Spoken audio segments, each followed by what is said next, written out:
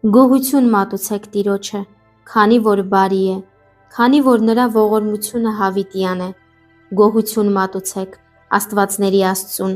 քանի որ նրա ողորմությունը հավիտյան է։ Գոհություն մատուցեք տերերի Տիրոջը, քանի որ նրա ողորմությունը հավիտյան է։ Նրան, ով միայն մեծ հրաշքներ է գործում, քանի որ նրա ողորմությունը հավիտյան է։ Նրան, ով իմաստությամբ երկինքները ստեղծեց, քանի որ նրա ողորմությունը հավիտյան է, ով երկինքը ջրերի վրա տարածեց, քանի որ նրա ողորմությունը հավիտյան է, նրան, ով մեծամեծ լուսատուներ ստեղծեց, քանի որ նրա ողորմությունը հավիտյան է, արեգակը, որ ցերեկին իշխի, քանի որ նրա ողորմությունը հավիտյան է, լուսինը ու աստղերը, որ գիշերին իշխեն, քանի որ նրա ողորմությունը հավիտյան է, նրան, ով եգիպտացիների անդրանիկներին հարվածեց, քանի որ նրա ողորմությունը հավիտյան է, ու Իսրայելը նրանց միջից հանեց, քանի որ նրա ողորմությունը հավիտյան է, նրան, ով կարմիր ծովը երկու մասի բաժանեց, քանի որ նրա ողորմությունը հավիտյան է, ու Իսրայելը նրա միջով անցկացրեց, քանի որ նրա ողորմությունը հավիտյան է,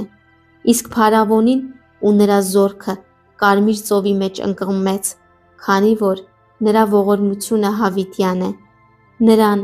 ով իր ժողովրդին անապատում առաջնորդեց, քանի որ նրա ողորմությունը հավիտյան է, նրան, ով մեծ թագավորների հարվածեց, քանի որ նրա ողորմությունը հավիտյան է, ու նշանավոր թագավորների սպանեց, քանի որ նրա ողորմությունը հավիտյան է, ամորհացիների Սեհոն թագավորին, քանի որ նրա ողորմությունը հավիտյան է, ու Բասանի Օգ թագավորին, քանի որ նրա ողորմությունը հավիտյան է, և նրանց երկիրը որպես ժառանգություն տվեց, քանի որ նրա ողորմությունը հավիտյան է, ժառանգություն Իսրայելին, իր ծառային, քանի որ նրա ողորմությունը հավիտյան է, նրան, ով մեր նվաստ վիճակում մեզ հիշեց, քանի որ նրա ողորմությունը հավիտյան է, ու մեր թշնամիներից մեզ ազատեց, քանի որ նրա ողորմությունը հավիտյան է, նրան, ով կերակուր է տալիս բոլոր կենդանի էակներին, քանի որ նրա ողորմությունը հավիտյան է։ Օ, գոհություն մատուցեք երկնքի Աստծուն,